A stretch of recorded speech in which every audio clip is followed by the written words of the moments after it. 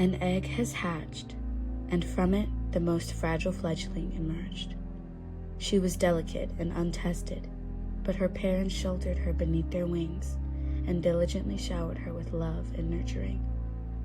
They taught her many lessons as she grew, but the most important was to love everyone, no matter how they look or where they come from. For if you carry love in your heart, you will effortlessly soar. Holding steadfast to those words, she let them be the guiding force in all she did. There was a handmade prayer book that her family had cherished for many years. She would beg her mother to read it to her every night before bedtime. The book was vibrant. It was filled with cheerful illustrations of children from around the world, dancing together and holding hands.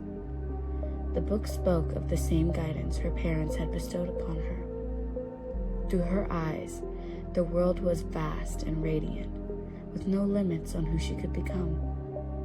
In elementary school, the sky was clear and the winds were gentle. Every day was an adventure, and friendships formed as easily as laughter. There was no reason to question where she belonged, because she belonged everywhere. She danced in the sun without a doubt that the world was as warm and open as it seemed. However, fledglings cannot stay in the nest forever. The time came for her to advance into middle school, unaware that she was flying straight into a storm. It felt as if she was stepping onto a foreign planet. Harsh voices filled the air with words she never knew existed. Talk of things from an adult world, things that rang of violence and mischief. Whispers, stares, quiet exclusions. They gnawed at her confidence like unseen predators lurking in the dark. Slowly, she began to notice the unspoken drawn lines between her peers, how they separated themselves by the color of their feathers as though it was some omnipotent, invisible rule. Conversations were no longer effortless. They were laced with suspicion and subtle tests of where her allegiance lay. Laugh too freely with one group, you betray the other. Try to speak with articulation and intent, you're trying too hard. Something as simple as existing just the way she was would never be enough. She came to realize there was no place she belonged. Her faith in the certainty that she could make friends with anyone, that people would see her heart before they judged her skin, began to wither away under the fear of rejection. As the days came and went, the turbulent winds battered her unrelentingly. So, what even are you? Why do you talk like that? You want to be white so bad. OMG, touch her hair, it's so rough. Ew, I'd never like her. She's built like a baby elephant. A dark cloud of loneliness had come barreling in with no warning. Their words plucked her feathers one by one, leaving her bare to freeze in the rain. Even so, through all the pain and isolation, she was the first to comfort someone who felt alone. It was her nature. Or maybe it was the last, fickle piece of her parents' teaching to love everyone, curled up in a forgotten corner of her mind, desperately holding on. Middle school was by far the most treacherous of storms that she would endure, but she survived, looking forward to high school looming on the horizon. This time for sure, she wished to herself, hoping she would succeed in making new friends, hoping that the rules of the world would be kinder now that she was older. Unfortunately, life can have a funny way of kicking you, and kicking you again.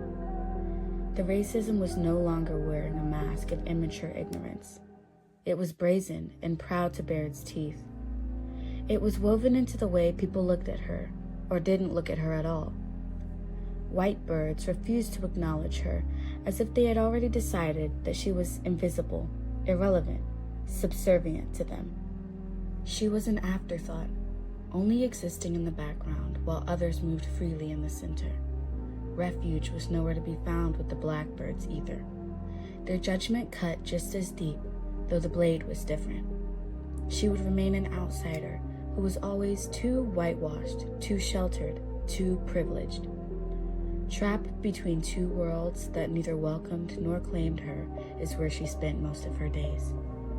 No one wanted to see her for who she was. No one wanted to let her in. So she hardened. Her personality warped into a defensive and egotistical armor. If they would not embrace her, they would fear her. I'd rather be feared than weak. Being dismissed and ignored for far too long oppressed her with a weight so crushing, so suffocating, in the end fracturing the person she once was. After becoming unrecognizable even unto herself, a light began to shine through the cracks. A single bird, a phoenix as bright as the sun, was brave enough to peer through the facade and revive the broken fledgling. Fatima, the guardian angel. She extended a hand, not demanding, not questioning, just offering. Their friendship grew with ease as if they had walked together in past lives. The presence of someone who genuinely saw her, who accepted her without condition, was an elixir to the wounds she had long since stopped trying to heal. She was saved. The air came back to her wings. High school came to an end, and the cage doors swung wide open. The sky stretched before her, vast and endless. Her future was untold, and many storms would lie ahead. But she was no longer afraid. Not only had her wings healed, they were stronger than ever before. Her name is Gabby Nightingale, a true songbird, her spirit unbound and her path illuminated by the gentle, persistent glow of possibility. At last, she soars.